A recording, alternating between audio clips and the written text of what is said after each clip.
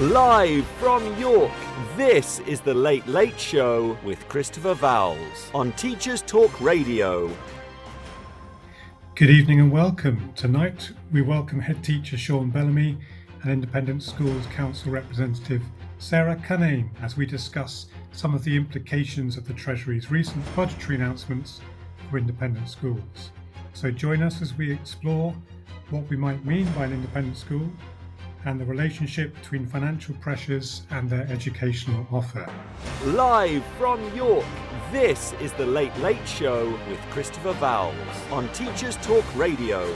Tune in live on the Podbean app or desktop player. Just head over to www.podbean.com/LSW/TT Radio or search Teachers Talk Radio. Follow the hashtag TT Radio. Well, hello everyone and welcome to the Sunday Late Show. Since my last show way back in October, I seem to have been fighting off the never-ending non-flu coughing virus that seized me perhaps inevitably shortly after my appearance on Education Tonight with Brent Poland, when we talked about knife crime, shouting, and the inconvenience of losing one's voice halfway through the term. So most of November consisted of me widening my range of in-class non-verbal cues and driving students through their literature studies with relatively little spoken input from me. This has given me a welcome opportunity to encourage some of my quieter students to step forward and take on more of the classroom reading and get my exam students into the swing of the timed writing techniques that they will need before long. Consequently, I spent much of the Christmas holiday in bed listening to audiobooks, catching up with the reading I had fallen behind on in recent months. I also finished my 5-year stint as a governor at my daughter's primary school on New Year's Eve, and after our positive Ofsted inspection report was published shortly before the end of term, felt very much justified indeed in taking an early night on the 31st of December 2024 and sleeping through the fireworks. We returned for INSEAD on the 6th of January, and it already feels like we've been back for a term, as these past 3 weeks have brought snowstorms, fog dense enough to bottle, and the push to complete as much course content as possible before Year 11 and Year 13 sit their Lent term mock exams. My Year 11 class will soon be switching into full revision mode, having performed a dummy run of their first proper unseen poetry analysis task, and at just the time that my hearing in my left ear has slowly begun to return. 2 weeks ago, we finally reached the end of a course that requires the teaching of a modern American play, a 20th century Australian novel, and 15 Anglophone poems on journeys, transport and migration over 3 terms in a school year that begins in September and concludes in late June. Last week, Year 11 sat a mock paper in each of their GCSE subjects to get a feel for what the June experience might be like, albeit in cooler conditions, and next week we'll be working through where improvements need to be made before the final exams begin in May.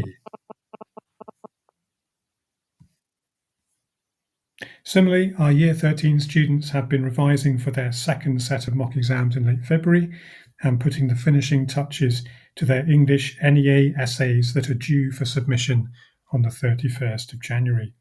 Again, our Year 13 students have picked an interesting bunch of writers to focus on, with choices ranging from the Portuguese poet Fernando Pessoa and Christian allegorist C.S. Lewis to English pastoralist A.E. Housman and the ever-popular Sylvia Plath. Our Sixth Form Poetry Society members have performed some experiments with surrealist automatic writing, which has produced some intriguing poetry that we might return to in a later episode. And tomorrow we'll be having our long-delayed Poetry Society Christmas party just before Candlemas.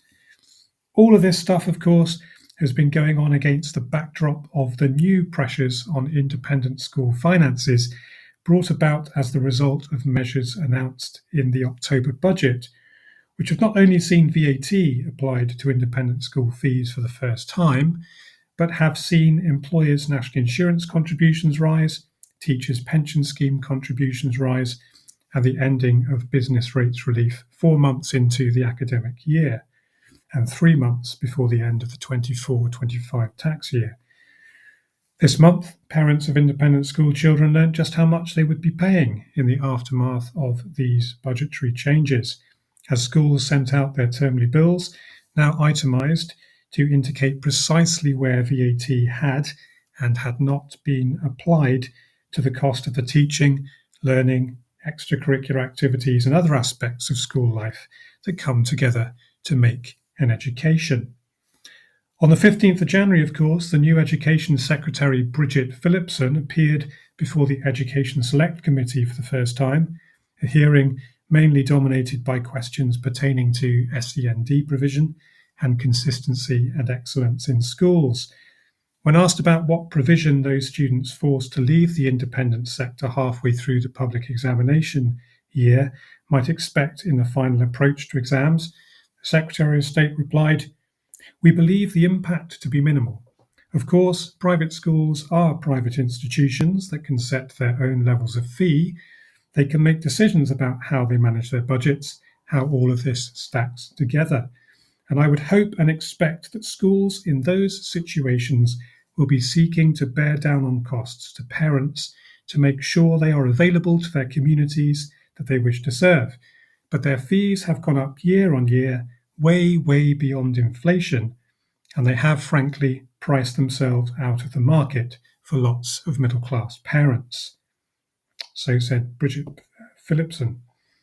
The only conclusion that one can draw from such a response is that the DFE does not intend to offer any additional support to those students who have lost their place at school in which they were settled and preparing for public examinations due to an unprecedentedly direct and blunt government intervention in the market, an intervention considerably blunter and more wide-ranging than that laid out in the 2024 general election manifesto.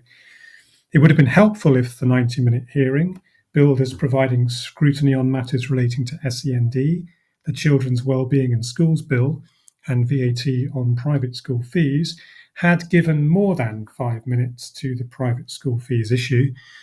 But the committee chair, Helen Hayes MP, a 2024 new entrant to the Commons, clearly thought the matter of the mid-year school moves of public exam students a long way down the list of DFE priorities. I'm not sure that the parents of a Year 11 or a Year 13 student would quite agree, but that's democracy for you.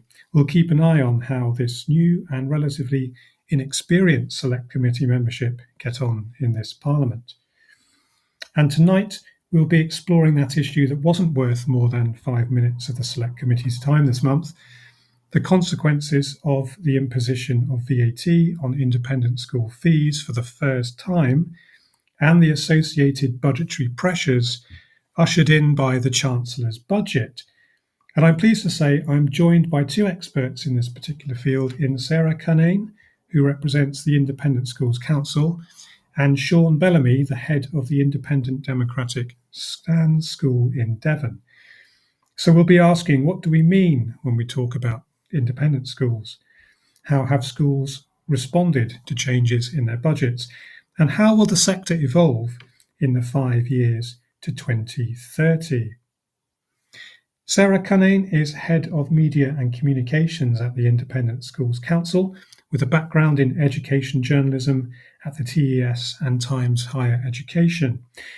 She also serves as a governor at 2 schools and has been closely tracking the impact of the government's recent education policy measures upon the ISC's members and upon the wider educational ecosystem. And I'm delighted to say that Sarah joins us on the line now. Good evening to you, Sarah, and thank you for joining us on Teachers Talk Radio, the home of education conversation tonight. Good evening. Thank you very much for having me. Well, it's great to have you with us. It's probably best to start off, I think, Sarah, by giving some thought to the nature of the schools the ISC represents and to the general composition of the independent sector. What is it that we're actually talking about when we talk about independent schools. What exactly do we mean by that term? So I think when we talk about independent schools, a lot of people have a view of what that is in their head. And I know all my educational background was in the States, so I was just as guilty of this as anyone else before I joined the ISC. I had an idea of what an independent school was, and it wasn't.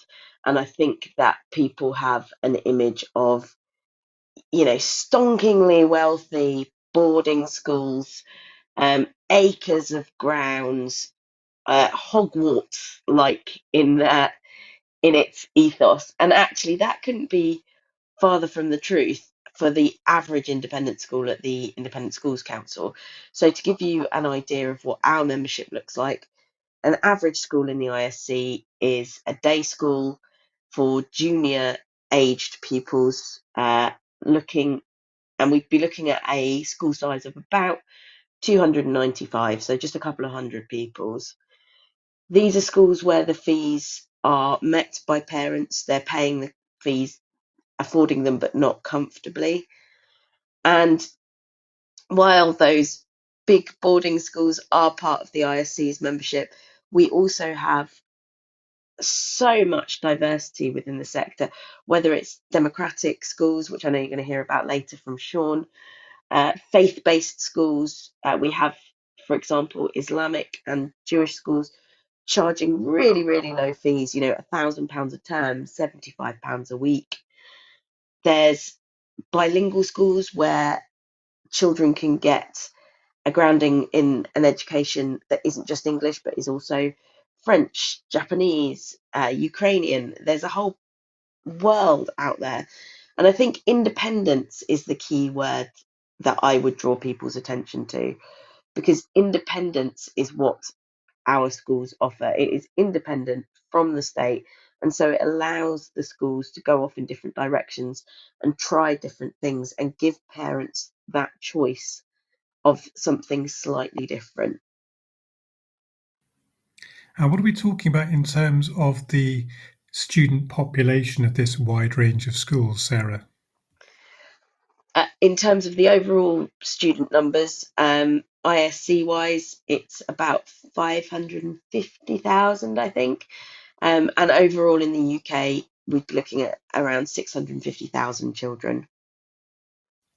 And do we have any sense on how many of those are UK-based students and how many of those come from abroad? Yes, so every year the ISC conducts a census amongst its members. And if any of our members are listening in and they have not yet completed their census, please do. And in that, we ask about the number of international students. So that would be students who are from overseas, whose parents are living overseas. Interestingly, although it is very much, again, one of those stereotypes that feeds into the media perception, the proportion of independent students who are international has remained about the same since our first census in 1974, and it's lower than people might think. It actually stands at about 5% of the overall independent school population within ISC. And that's even with the effects of Brexit incorporated into that. Yes, so as I said, it's around 5%. We expect that with VAT and the effects of Brexit, there's usually a couple of years lag on these sorts of things. So we would expect to start to see it within the next couple of years really start filtering through, and any blowback from those political decisions to start harming those international student numbers. Okay, so the policy's now come in then and is active. What kind of philosophical objections do your members put to this imposition of VAT on fees, Sarah? I think it is a tax on education. The expectation throughout the EU, which I am aware, as you said, Brexit means Brexit and we're not a member of the EU anymore. But the idea is that throughout the EU, that education is not taxed because education is a public good. And in taxing education, you're taxing parental choice. You're making independent education less accessible, and it's really harming one area of that educational ecosystem without having a commensurate improvement in other areas of the system. So what we are worried about is real damage being done to the independent sector, not that the innovation and the change that's been promised in the state sector not coming to fruition because we don't think there's going to be the money there that the government has promised. And in that gap between the levelling down in one area and not levelling up in the promised way in the other area, children are going to fall through those gaps, particularly when we're looking at things like SEND, faith, single-sex education. So you don't think we're going to get 6,000 new teachers for the state sector out of this income then? I don't think so for several reasons. One is, and most pertinent to this policy, is that I just don't think this policy is going to raise the money that has been promised. The second is that the investment that the state sector needs has not been promised by the government. And in many ways, this policy has provided a handy smokescreen for the fact that the money that the state sector needs isn't being brought forward. There's also the question of exactly where these 6,500 new teachers are coming from. Have they been hiding in a cave waiting for a Labour government? There's a lot to be done to make the teaching profession an attractive place. And again, I don't know that we're necessarily seeing that at the speed that would be needed to get those 6,500 teachers in and stop the attrition of teachers that we're seeing from the profession. And have you seen any attrition in terms of independent staffing at this point, or is it too early to say? It's too early to say at this point, I would imagine. Okay, so I'm thinking if we're taking the DFE's principle on face value, this idea that, a universal education offer is provided in England and Wales for parents to take advantage of and to send their students to a local school. What's wrong with the general principle that every local school should be good enough for us to send our children to? I think that's an excellent principle, and I think it's an excellent thing to aim towards. And I don't see any problem with that. It's the same aim that independent schools have. It's a great education for every child. But I think the problem is treating education as a zero-sum game instead of bringing in investment from outside education and levelling up in that state sector where they want to level up.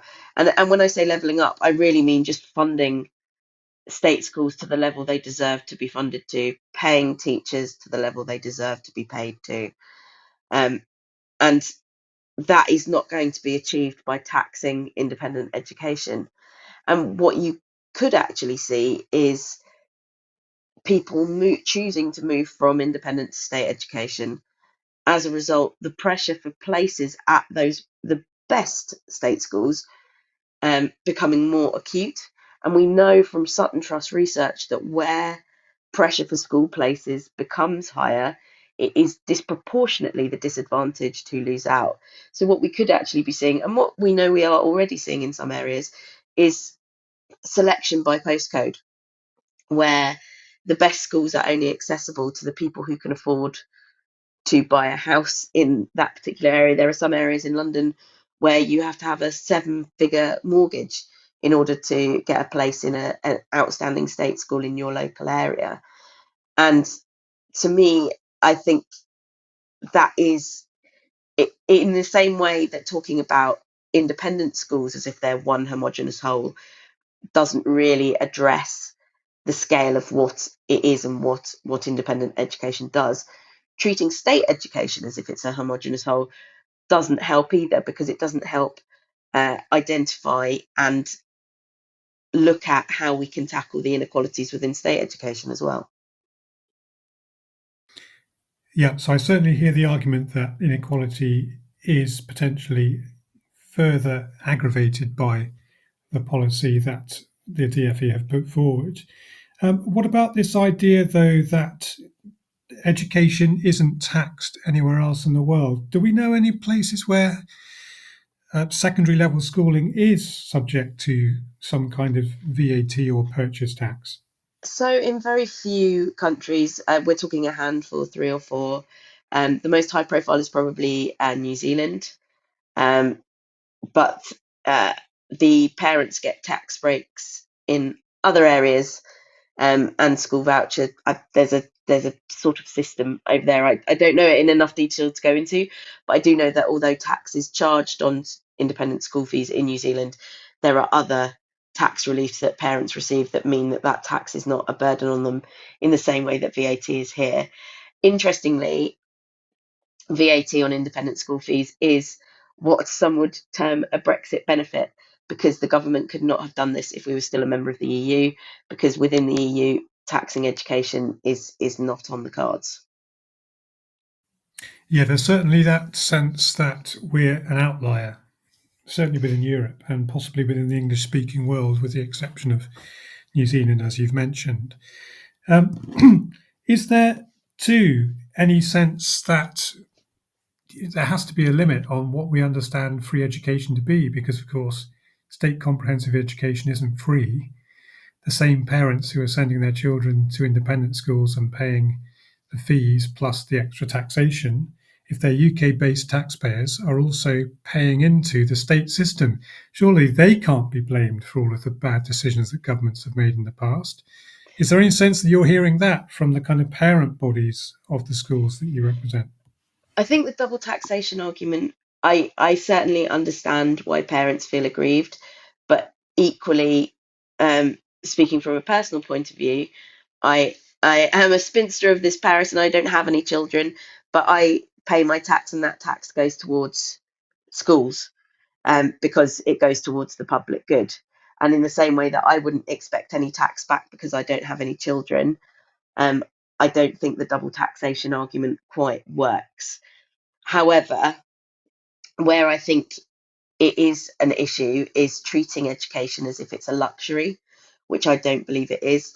I believe it is something that sits along and can complement the state system in a similar way to what we see with private healthcare in the NHS, where the Labour government has been a lot more open to collaboration, has been a lot more positive about how private and public healthcare can work together.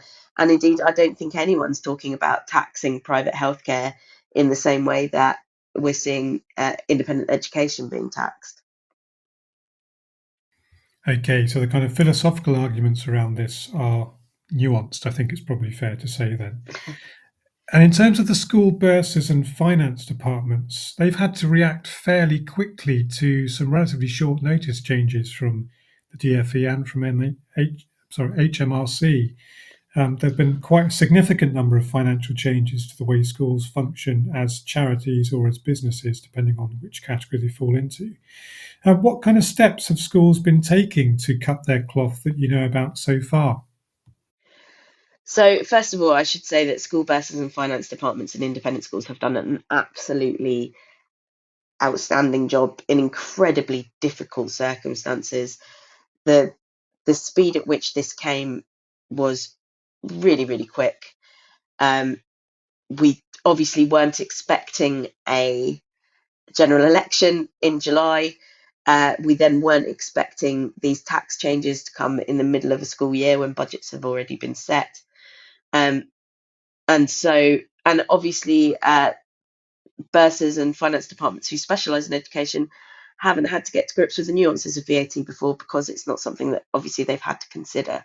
So there's been a lot to get their head around, sort of tweaking that existing budget, looking at how and indeed whether they can absorb any of that so that they can cut their base fee and therefore not have to, parents not have to pay that 20% extra. I think schools have been looking at everything in terms of what they can cut, but also it's very difficult to make cuts, as I think anyone working in any school know, very difficult to make cuts to anything mid-year when things such as classes, curricula have already been set. I know that schools are having to look at everything from the services that they provide, the subjects they teach, class sizes, staffing, amalgamation of sites. There's a whole bunch of things that people are looking at, but the difficulty is that a lot of this is very slow moving, with good reason. You don't want to have to turn around and say to staff, you've got a job 1 minute, you haven't got a job the next. It needs to be something that's carefully thought about, carefully considered, and that everyone involved has time.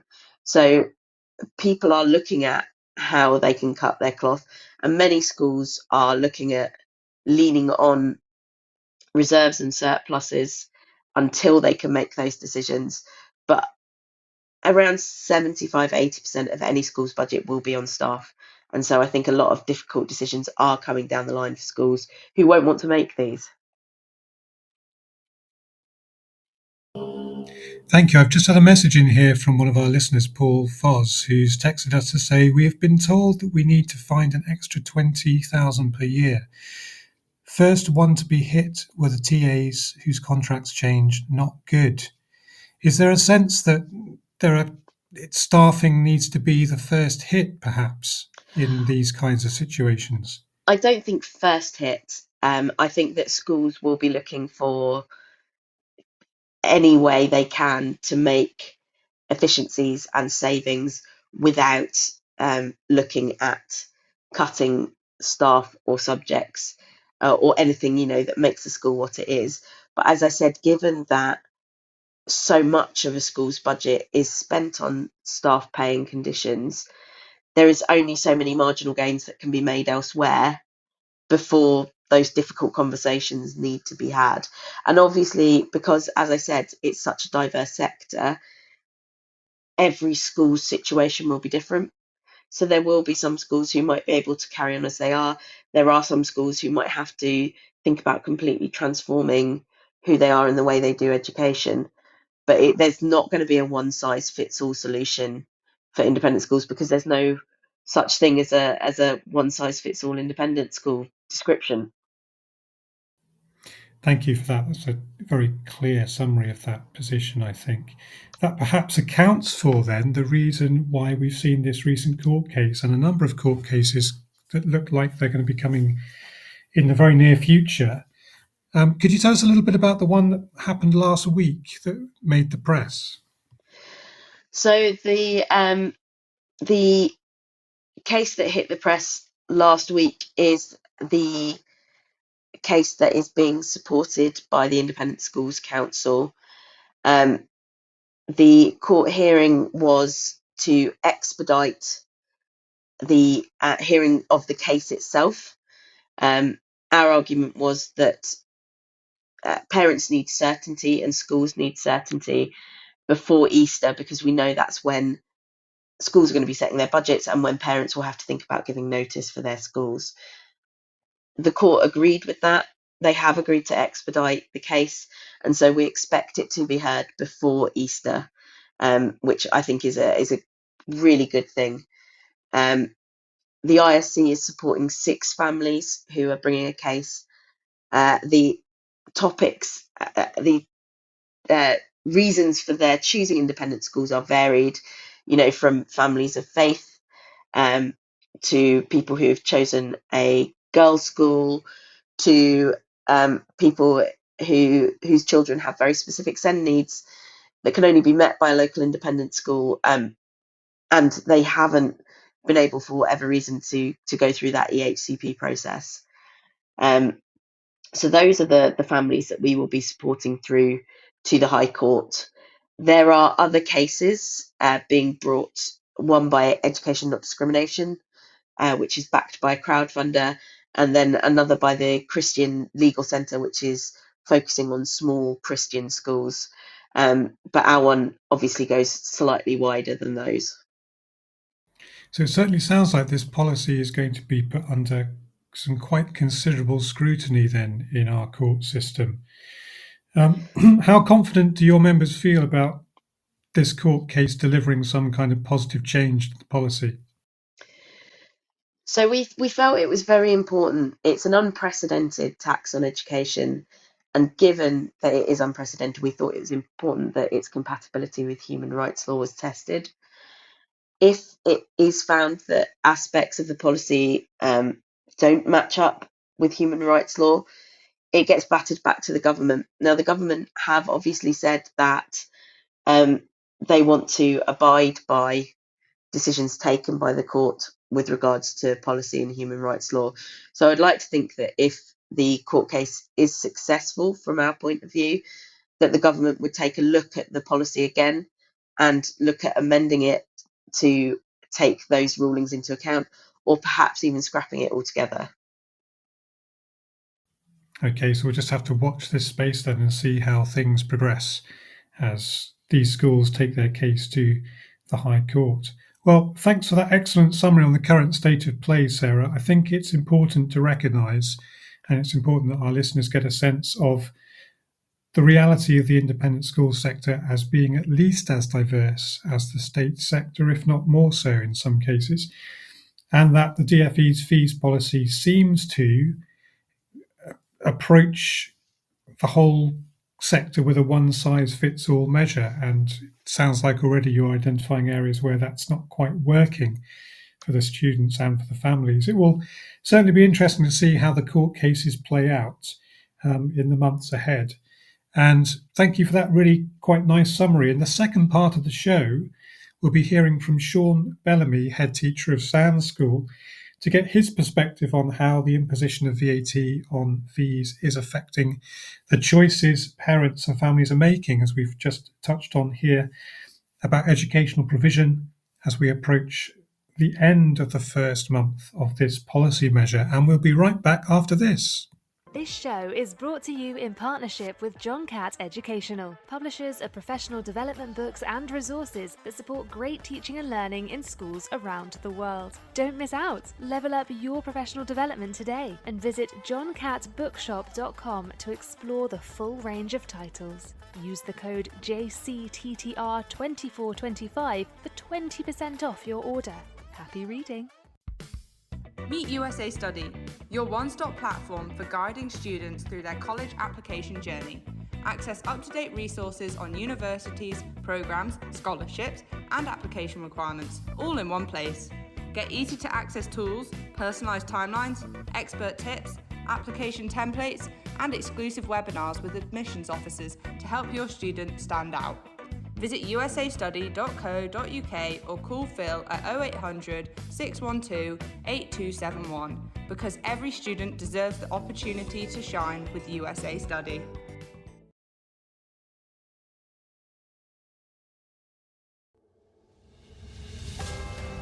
This is Teachers Talk Radio, and this is Teachers Talk Radio News.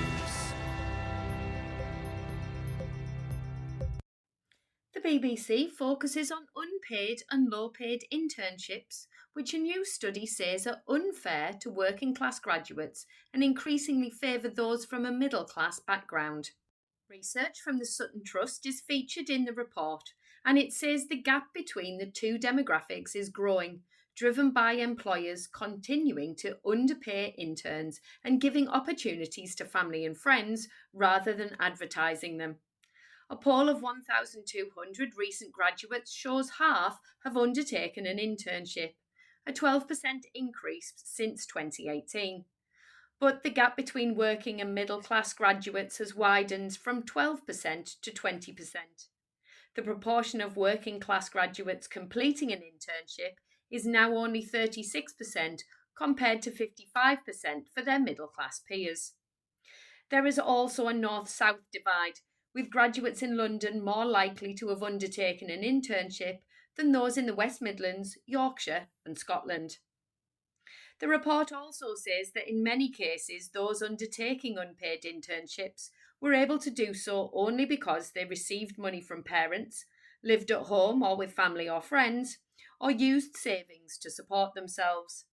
The Sutton Trust also found that internships were almost twice as likely to have been found through family and friends in an organisation compared to an advertisement, further contributing to the widening access gap.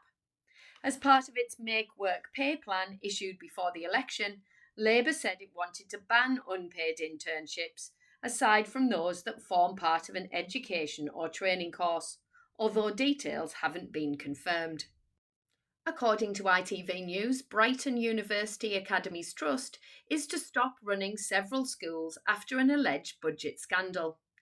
The Trust has reportedly told government it plans to hand its portfolio of academies over to other providers.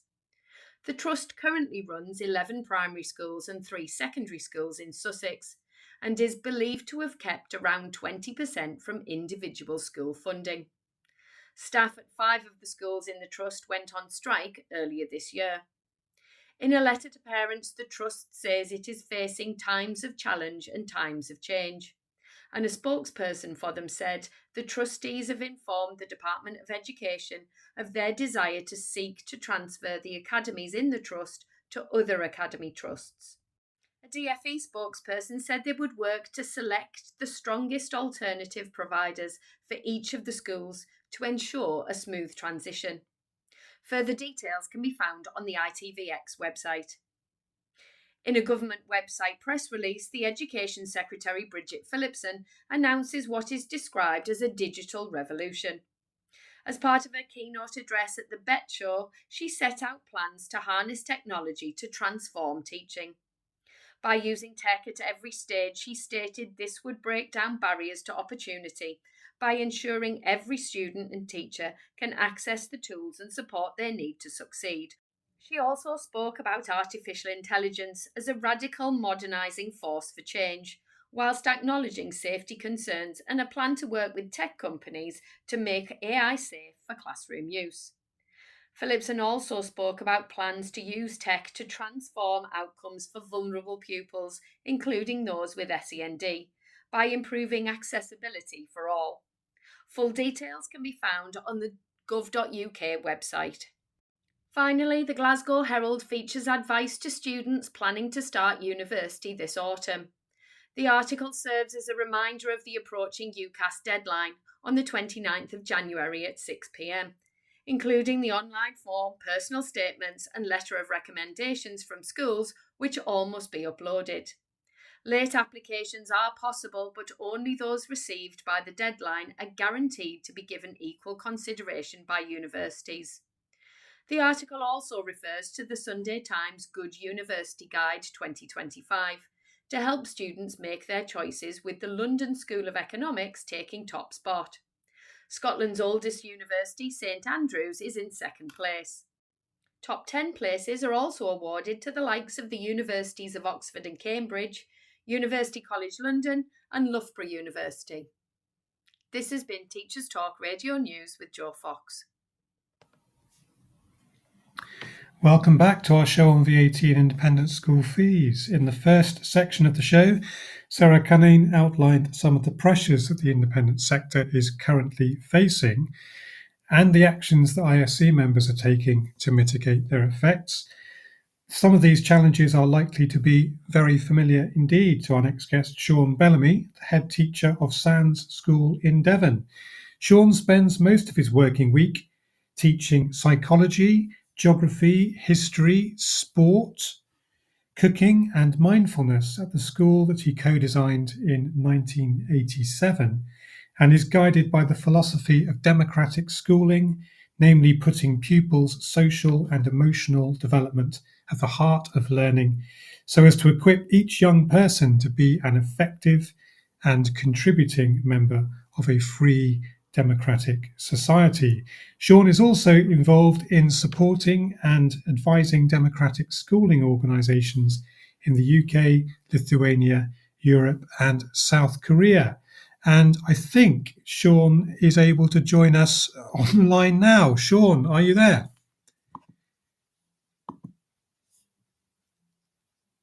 Just getting Sean connected. Sean, can you hear me? I'm in, Chris. Have you got me? Fantastic. Great.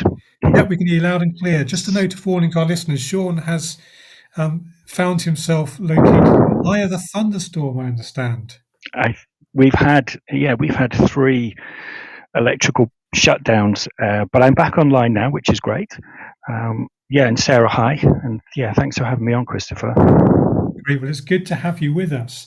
I wonder if we might start then, Sean, because Sarah's already outlined for us very eloquently some of the challenges that have come with the imposition of additional costs on school budgets per year. How have these policy changes affected the provision of smaller schools like yours, Sean? And what educational issues do you see this policy raising in a wider context? Maybe I should start with a little story. A group of us went to Parliament with the intention of meeting our local MPs. And it's the sort of most wonderful experience of arriving in this giant hall.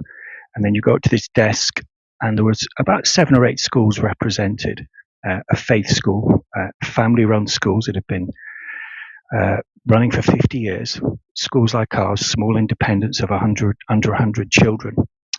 And we stood at the desk talking while we were trying to appeal to our local MPs to come down and join us on the leather banquettes in this great vestibule. And one of the clerks was listening intently. And after about 15 minutes of listening to us, we were still waiting for our MPs, who did come, and we had some really fascinating conversations with them. He said to me, "I don't get it." And I said, "What don't you get it?" He said, "Well, I thought this was a posh tax on posh schools. And now it feels like it isn't." And we had this conversation for about 10 minutes, and then he joined us to talk with the other schools. And what was really clear and this was before Christmas, that of those schools represented, firstly, the sense from my colleagues who were there from these other schools was a sense of desperation and already a grief that the changes were going to be so dramatic, even though they might appear very big, 20% increase. They were already talking on that day of losing staff, children already deciding to leave because parents are seeing a reduction in the offer, because this is a sort of strange cascade effect that if you have to make these cuts, and you were talking earlier about maybe the first thing that happens, because 80% of our income goes on staff. If you reduce staff, you reduce the offer. Parents are paying more for less, and then you start to see people leave. And they were already talking about one school in particular closure, and I know they've closed. And that was the sense we had as we stood in Parliament talking to our MPs, who were incredibly inquisitive. They were deeply curious, but felt also deeply ignorant of all the nuances of the effect of SEND and how well these schools support children with high levels of anxiety, or just the general offer of the school is enough to support a child who might cost a huge amount more within the state sector. And also what we'd be losing, and what they essentially was, what they were offering, the way I see it is, we're independent to try, so we can be experimental. Not in a risky way, although I think risk is a really exciting thing that young people should face, but not sort of foolish, unprofessional risk. And what I see it as is a loss of what happens if. And SANS has been going for 38 years, and it's a school that you could look at and say, what happens if there's a full commitment to a philosophy approach? And I'm really happy to explore and share from my very unique perspective as a co-founder and a teacher and nominal head, because actually, interesting, the school meeting is our head teacher, where we've given as much as we can the power and authority usually held by governors and heads into this body of young people and staff. I'm really happy to share that, and I think Sarah represents this macro climate, and I could perhaps give a flavour of what we might lose were schools like ours, these incubators, be lost to the system. And that's not denying that there are some just superb examples of state schools doing the most innovative practice. And I work with a school called Barrowford Primary in Lancashire, which is just co-founded a thing called Yes Fest about ecology and encouraging young people to connect with the world.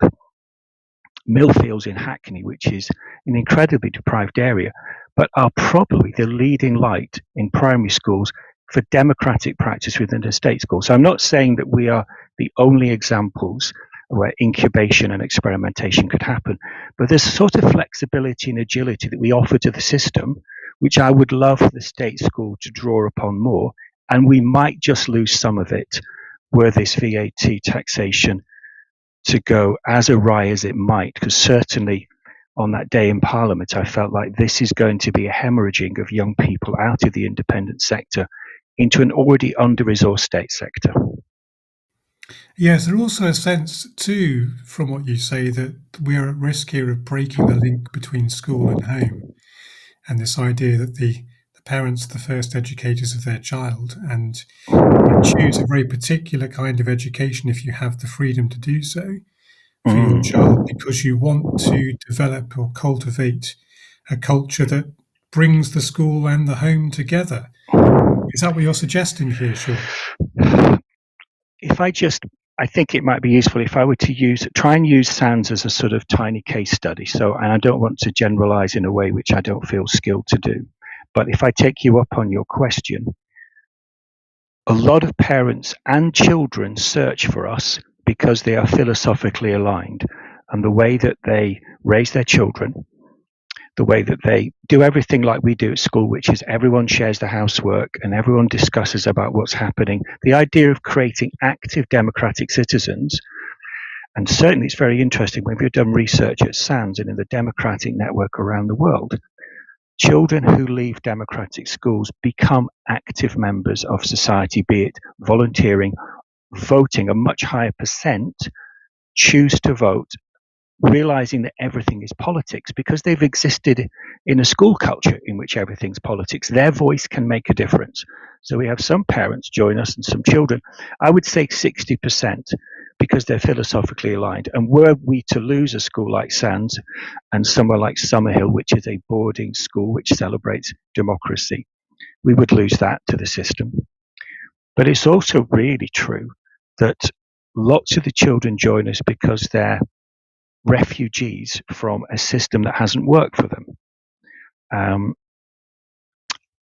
Some will come to us because they feel invisible in the bigger schools, because it doesn't support their needs. They're deeply anxious. They've got SEND needs which can't be met. And we know there's £1 billion black hole in terms of SEND provision in the state sector.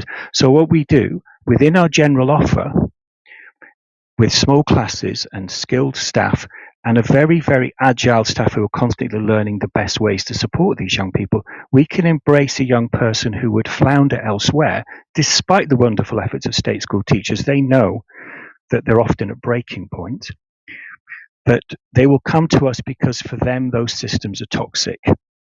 So I think we've got a mixture of philosophical alignment and rescuing. And I really, really value that. I don't think that we should just have the lucky angels. I think we have to take on board all the children we can and then try and manifest in the way we work something that we might inform the bigger system. Otherwise, the privilege that we have to be in these schools is sort of lost because of, yes, it's beautiful for me to spend my time as a teacher and mentor to 80 children, because that's as big as SANS is.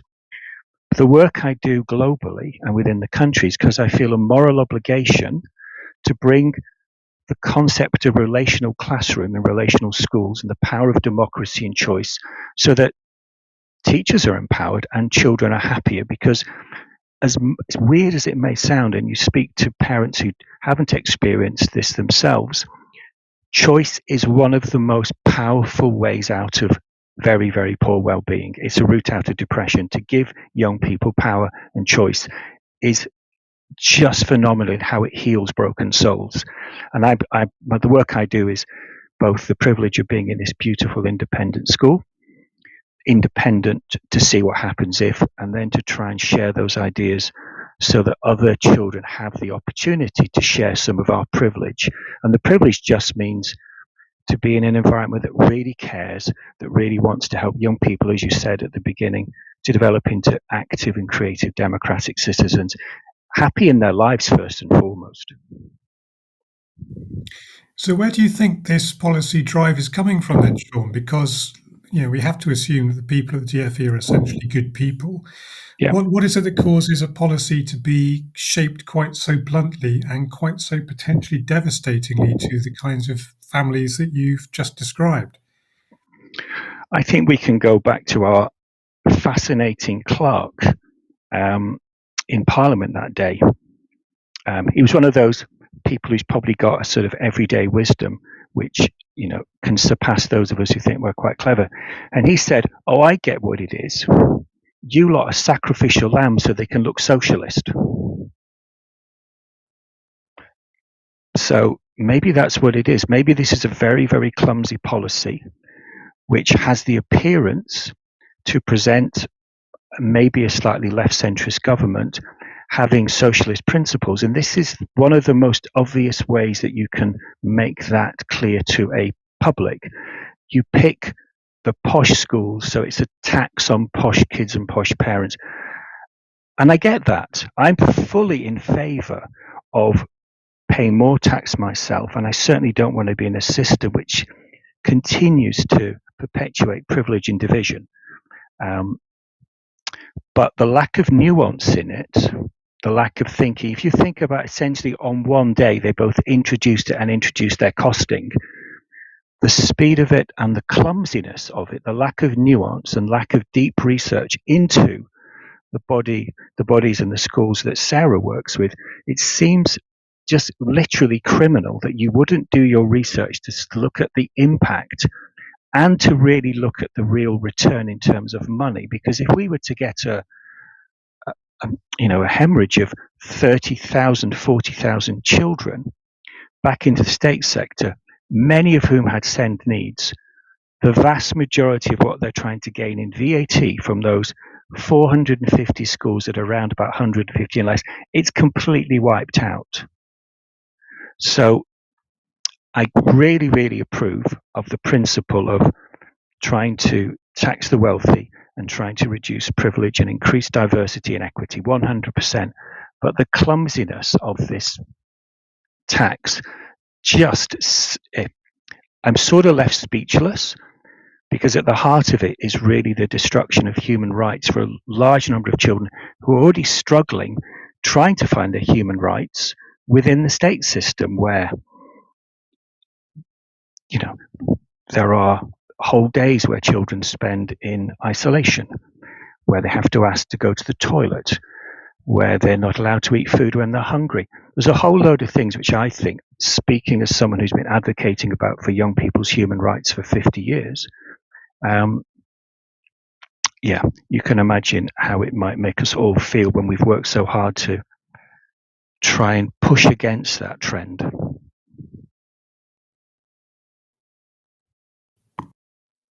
And for those students who are going into public exam years that you have, do you have any of those, Sean?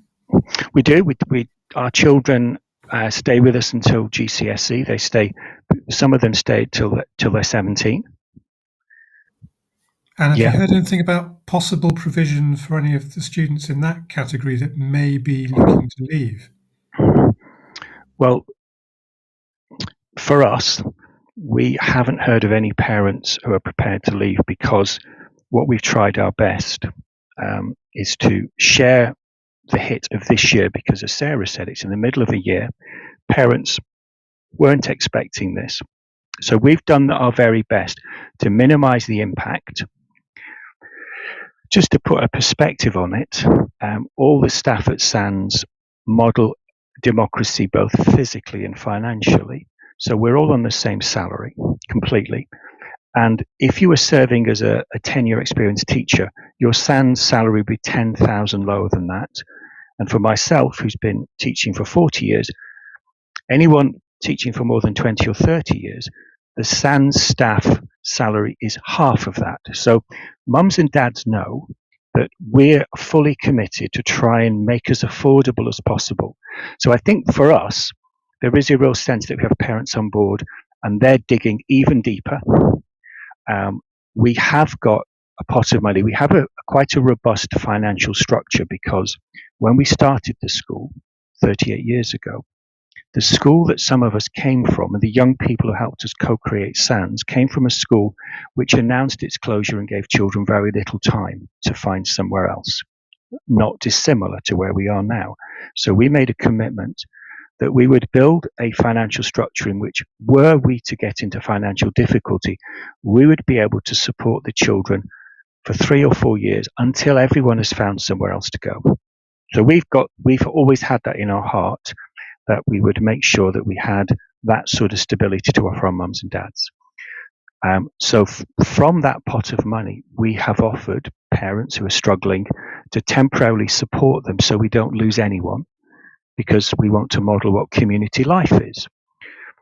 The staff will take a pay freeze. We'll do everything we can so our community stays together. And then we can look at this in a year's time when maybe things have mapped out, when maybe some of these court cases have been successful, and we might be able to take a breath. But for the moment, we're just about holding our head above water. We're able to support all our parents, and we're not going to lose any child who's doing GCSEs. If you're in your final year, we will 100% support you, irrespective of what mum and dad have got. That's been our commitment. Now, some schools I met in Parliament did not have that luxury. Their finances work term by term. It just is the nature of some schools that it's worked. There's enough money in the money at the end of the year, but something like this tips them over the edge very rapidly. And they were certainly talking about parents having to take their children out against their will, and the deep sadness of the children, but not at the moment for us. Yeah, I think that really quite accurately sums up some of the concerns, I think, in the wider sector. And I think, too, this suggestion that having a particular kind of school ethos is actually what's going to help you keep the school together and to keep that community together. I sometimes wonder if some of these larger independent schools where the ethos is perhaps less unique might find themselves with a bigger challenge on their hands. Well, Sarah may be able to talk more to that. My experience generally of staff within the state sector and the independent sector, and again, I'll speak for myself. We started SANS in 1987. I'd started as a teacher in 1985, sort of stumbled into it because it seemed super exciting, this bizarre independent school called Dartington Hall School. I had my first job there, but it was more about, I'm really looking forward to the adventure of what happens. By the time I was 10 years into SANS and had become a father myself, and I'm sure most teachers can really feel this, your commitment to those children, you don't know when you can ever imagine leaving a cohort of children behind. The thought of retirement, I'm 63 now, the thought of retirement means I have to leave a group of children. And I think most of the teachers I've met feel similarly, that their deep commitment to the children in front of them is making this experience very, very difficult indeed. Even those big schools, it is true that good leadership can create a culture that we all recognize and that creates a sense of cohesion and collaboration. My experience of the ISC schools, and I've met them on conferences, that's pretty universal. That's what everyone is searching for.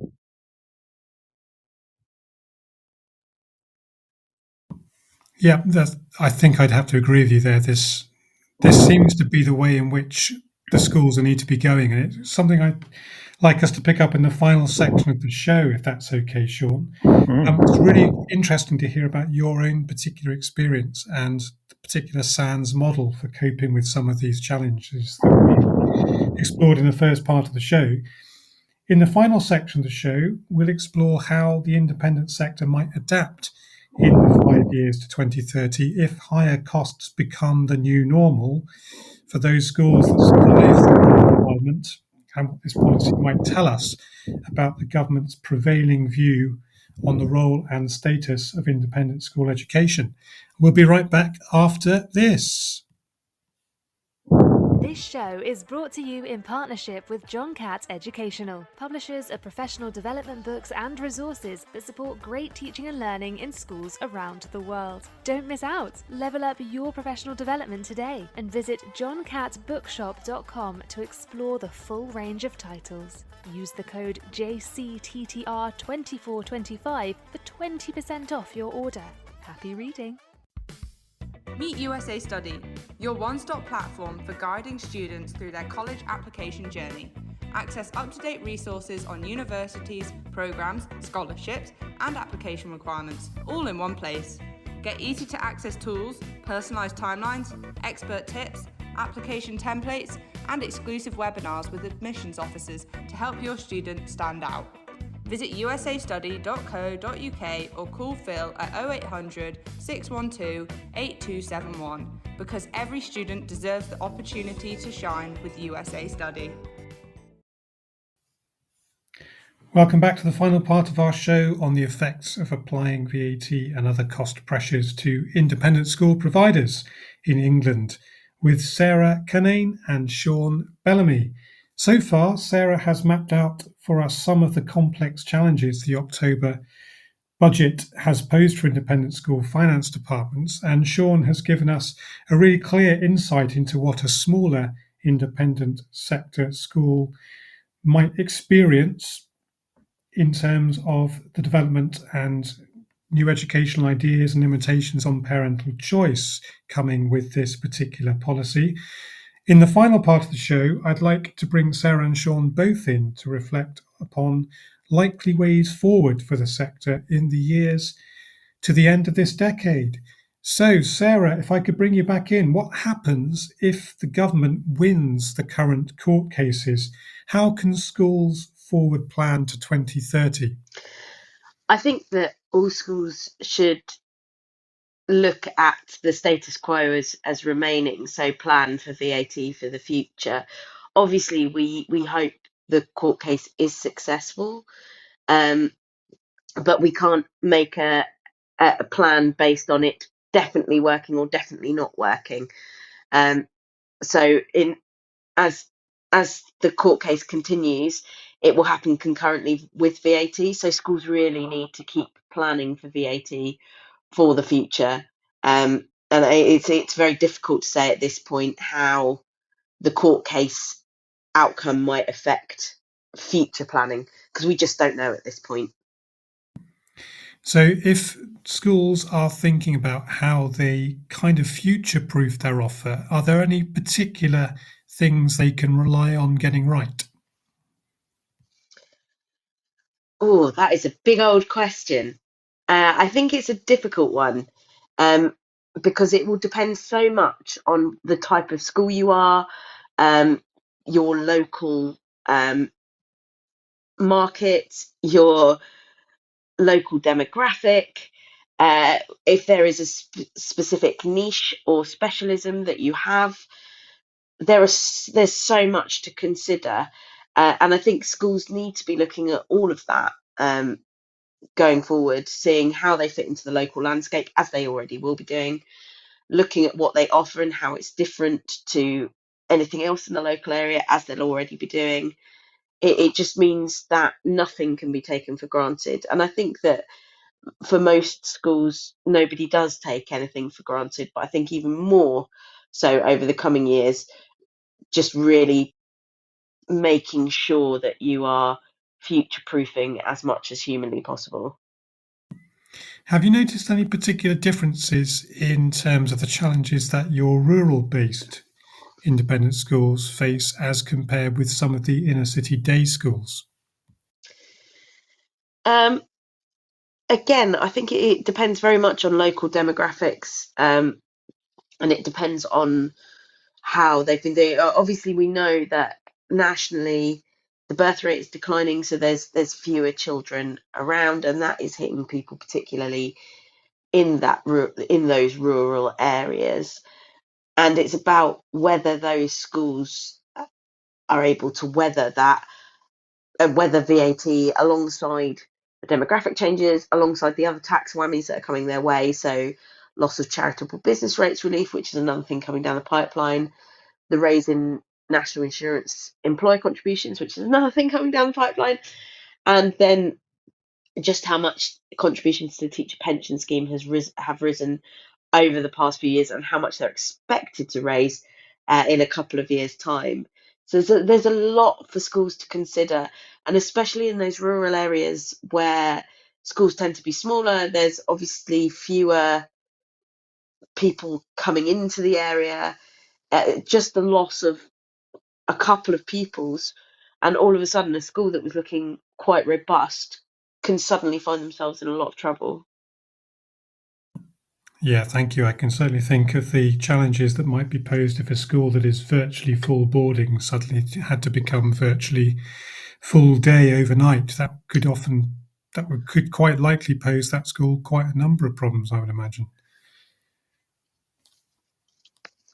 In terms definitely. of estates buildings, in terms of general support staff that are needed to manage the estate, in terms of the maintenance. Yeah, and I think that's one of the things that has gone under discussed when we talk about this policy, is that an independent school is people, and it's not just the pupils, it's not just the teachers, it's TAs, it's ground staff, it's catering staff, it's cleaners. In many of those rural locations that you mentioned, independent schools are the local area's biggest employers. And so any change to an independent school, whether that's closure, whether that's downsizing, could have an outsized impact on the local economy.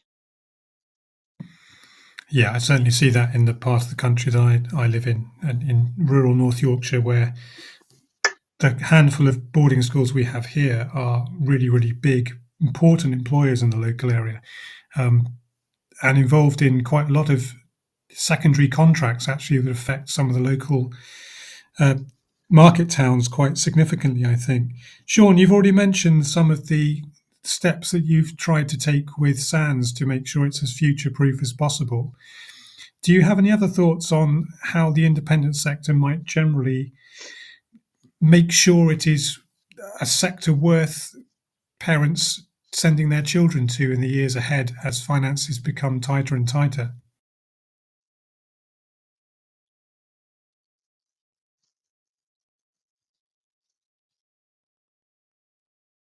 Oh, can you hear me, Sean? Is that better? That's better, yeah. I'm back, sorry.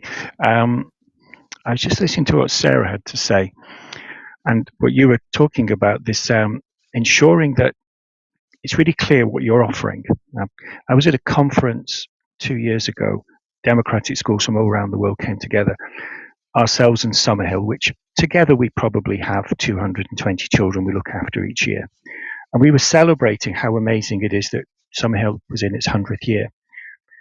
And we have 80 children, and here we are surviving 38 years. Our catchment, if we include Exeter and Plymouth and the surrounding areas of Dartmoor and the towns, is 2 million. And here we are celebrating that we can bring 80 children to our school, some of whom fall into the category of philosophically aligned, and some because we're going to rescue in a small, independent, nurturing school children who wouldn't cope elsewhere.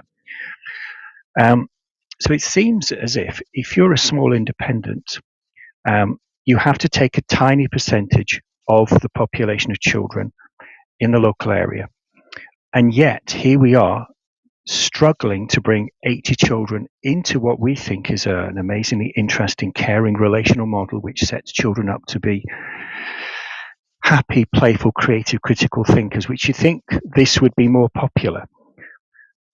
If we're struggling with a very, very clear message about who we are, and we take children from, also our catchment is global because children come from other parts of the world, how much harder is it going to be for an independent school which is hasn't got a very, very clear message, and has started to lose staff members and is reducing that offer? So I feel really I think it's a very, very difficult phase we're going into. As I say, even a school which has got such a clear message for so long,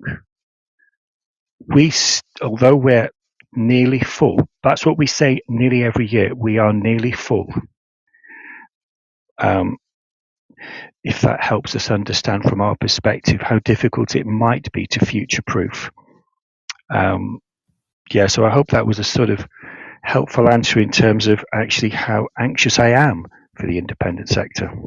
So are some of your colleagues then anxious that certain kinds of provision will just simply disappear if there isn't some kind of mitigation put in place to alleviate some of the more negative effects of this policy? So the feeling I got speaking to colleagues in multiple schools around the country, their first reaction, and maybe I was speaking to schools who already are in financial hardship, I think what we were most worried about was that this really beautiful sector, which isn't about the privilege which this tax is aimed at, what's going to happen is we're going to get parents who can't afford to come, who are going to either go into alternative provision, maybe education otherwise at home. They're going to go into the state sector, and what's going to happen is incrementally over the next 5 to 10 years, what will happen is the wealthy parents will be able to shop around for a slightly cheaper, similar provision, but the provision is still going to rise and rise until, if we're not careful, it will become the very thing that the government is saying it's trying to eliminate, which is increasing privilege, because the costs will continue to rise, schools will close, and those schools that survive might only be able to do it by appealing to the wealthier parents. That seems to me anachronous with what we're trying to do as a collection of independent schools, which are really celebrating what if we're able to try it this way. My fear is we might go that way, and we definitely, as a small school, do not want to become a school that's only for the super rich. And that's one of the possibilities, I think, although I'm sure Sarah might have a better insight into that possibility. Sarah, any thoughts on that? How do you see the sector changing if the cost pressures become so significant that some of these smaller schools can't survive?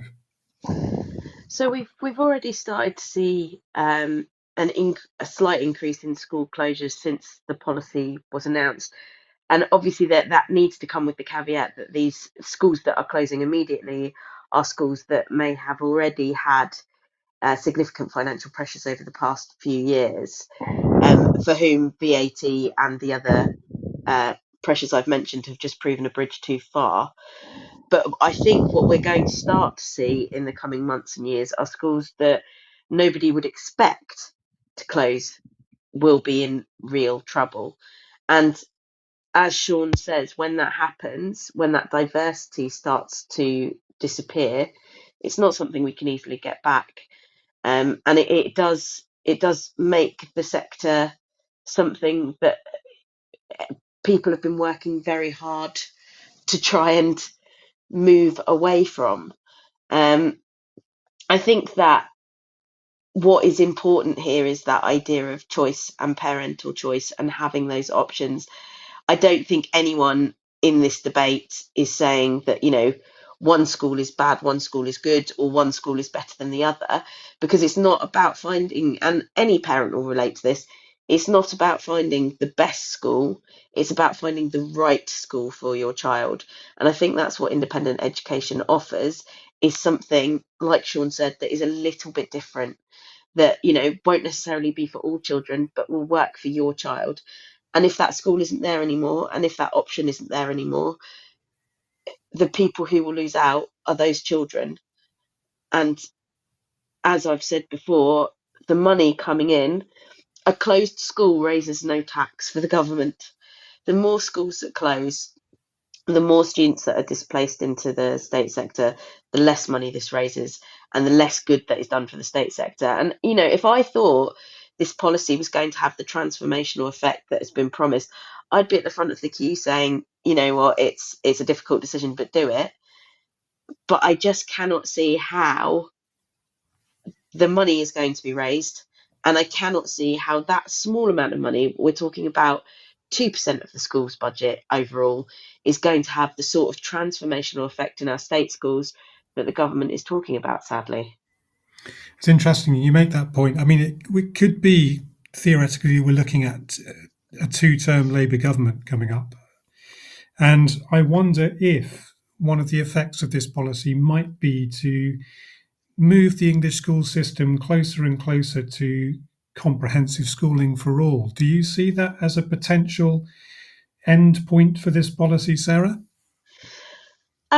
I don't necessarily, because the Labour have said that they don't want to abolish independent schools. There's certainly been no talk about abolishing the grammar system within the state sector. The honest answer is I don't know. As I said before, I think the Labour government's aim is the same as our aim, which is a great education for every child.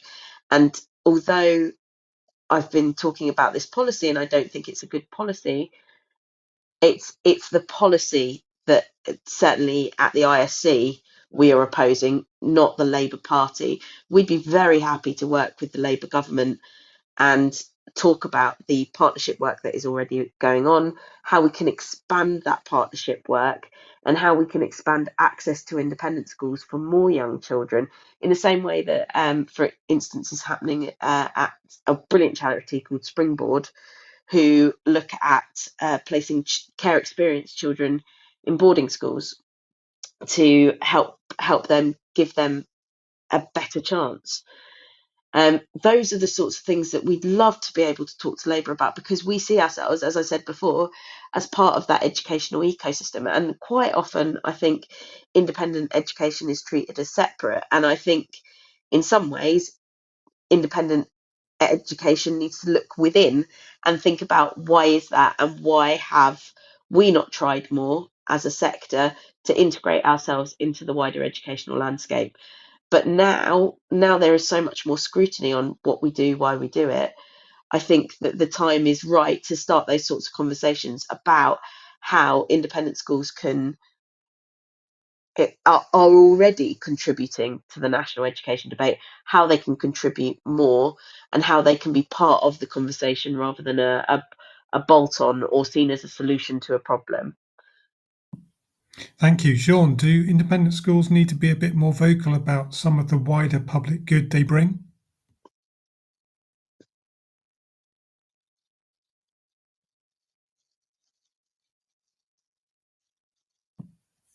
Sean, I can't hear you. Are you on? Are you able to speak to us? Are we better?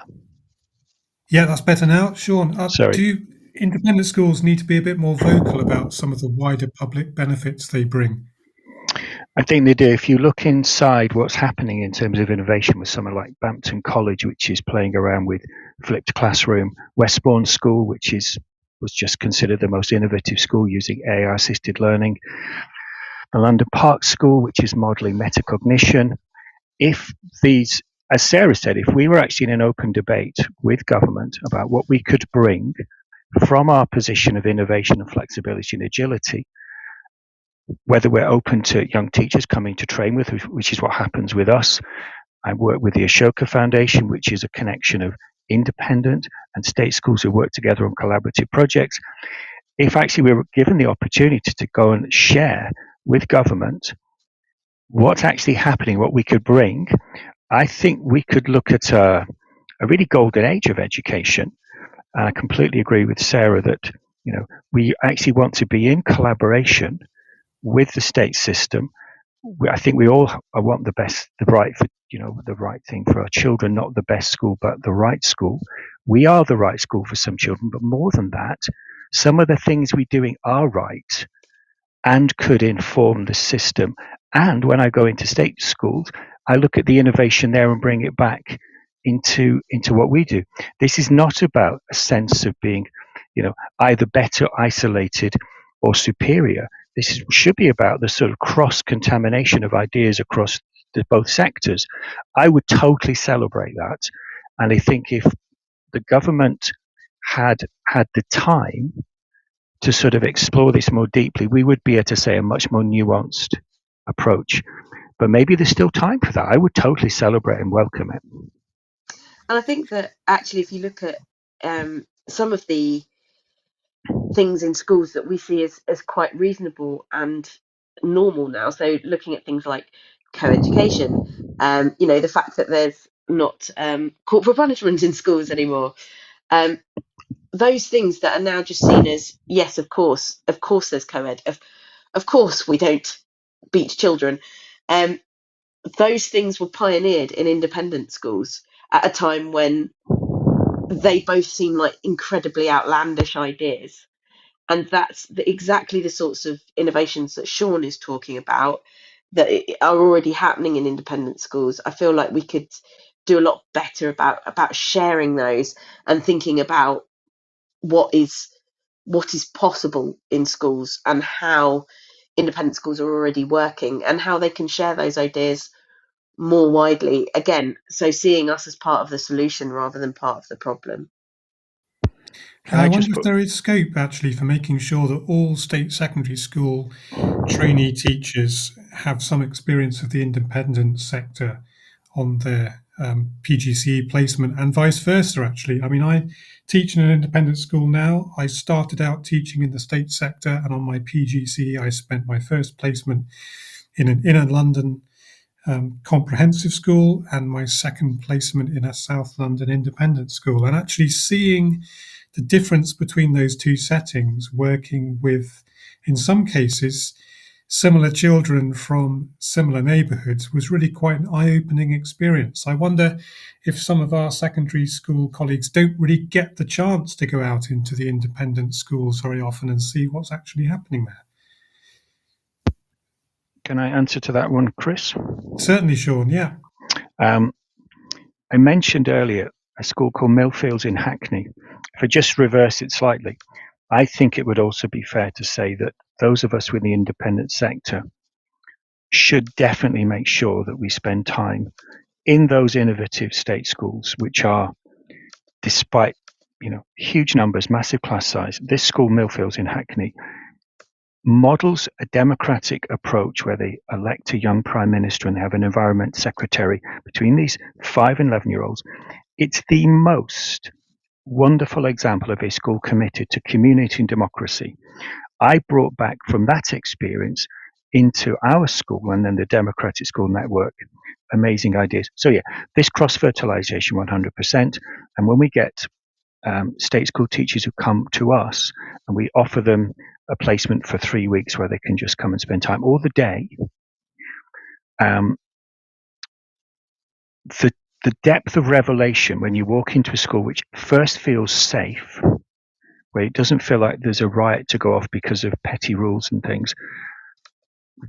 There's something absolutely transformative about going into and inhabiting a school for a while and getting a feel of it. And I think you're dead right, Chris. It's about going into a school and feeling the difference in the culture, because cultures are built with thousands and thousands of conversations and individual acts by teachers and leaders. And it takes a while to understand it. Otherwise, we're left with these stereotypes of each other. And I think this tax sort of reflects a countrywide stereotype about what private, quote, independent education is. And it would be great to challenge that stereotype. It's about challenging stereotypes, Sarah. That's going to help us go a lot further in this conversation. Yes, certainly. I definitely think so. And I think the more we can have these sorts of conversations and the more we can think about, again, not just independent and state schools and sort of one versus the other, but all education, sort of everyone it's almost like a sort of bring your own picnic, right? Everyone just puts everything they have on the blanket and people can come along and pick up what they need and what they want. That's quite an attractive image to close on for an idea of what the education system looks like in England and Wales, Sarah. Thank you for that. It's been very good to have your contributions tonight. It's been fascinating to explore some of these different aspects of the policy, some of its unintended consequences, some of the arguments that we've heard from the DFE about its value and what they expect to gain from it. It's really fascinating, Sean, to hear how your school is responding to these challenges and how you're looking to ensure that you're building a continuing community, really, a community that's going to last beyond the 4 or 5 years, however long your children are with you, so that you've got some kind of forward planning sense for what the future is going to look like. And Sarah, it was really quite important, I think, to hear some of the personal accounts you were giving of the experiences of bursars wrestling with the technicalities of VAT and tax minutiae for the first time. Thank you very much indeed for your contributions tonight. I hope our listeners now have a fuller understanding of some of the challenges that the independent sector faces, given the diversity of its provision and the rather inflexible financial framework that DFE have imposed upon independent schools, both big and small. You've clearly set out why we might need a strong, confident and experimental independent education sector today and in the years ahead, and given our listeners a real sense of the kinds of changes we might expect to see in the sector as schools continue to cut their cloth without entirely destroying the fit. Thank you very much again, both of you. I wish you luck for the term ahead, and we will keep our eyes open for what happens in the coming months. Thank you. Thanks, Chris. And so we have reached the end of another Sunday Late Show on Teachers Talk Radio, the home of education conversation. I hope you found this evening's show informative, and that you might, if you haven't already done so, find the time to subscribe to our Teachers Talk Radio social media accounts, leave a review of our shows on your preferred podcast provider, or consider getting in touch with a request to appear as a guest on one of our future shows. If you're a classroom-based teacher or have some other close connection to the teaching profession, then we would love to hear from you. So check out our website at www.ttradio.org and give us the opportunity to put your voice on the air. This show is brought to you in partnership with John Catt Educational, publishers of professional development books and resources that support great teaching and learning in schools around the world. Don't miss out. Level up your professional development today and visit johncattbookshop.com to explore the full range of titles. Use the code JCTTR2425 for 20% off your order. Happy reading. Meet USA Study, your one-stop platform for guiding students through their college application journey. Access up-to-date resources on universities, programs, scholarships, and application requirements, all in one place. Get easy-to-access tools, personalised timelines, expert tips, application templates, and exclusive webinars with admissions officers to help your student stand out. Visit usastudy.co.uk or call Phil at 0800 612 8271 because every student deserves the opportunity to shine with USA Study. Well, thanks again to Sarah Cunnane and Sean Bellamy for tonight's show, and thanks to everyone who has tuned in tonight. Do check out our other Teachers Talk Radio shows this week. We have a number of new hosts continuing to make their debuts, so do look up the schedule on the website and give them a listen if you can. This week and every week on Teachers Talk Radio, there is simply so much excellent content to engage with from real teachers working with real students in real schools. You can find anything you've missed of the 2,500 odd shows so far at www.ttradio.org. And if you have something you want to say or ask others about education anywhere on planet Earth, then perhaps you should consider applying to join the station as a show host. We are always on the lookout for those with current or recent experience of the classroom and other less familiar educational settings. Full details can be found on our website, www.ttradio.org. That's all from me for this evening, so thank you for listening, and we will speak again in February. Goodbye. You've been listening to Teachers Talk Radio. Tune in live and listen back at ttradio.org. We look forward to hearing from you next time on Teachers Talk Radio.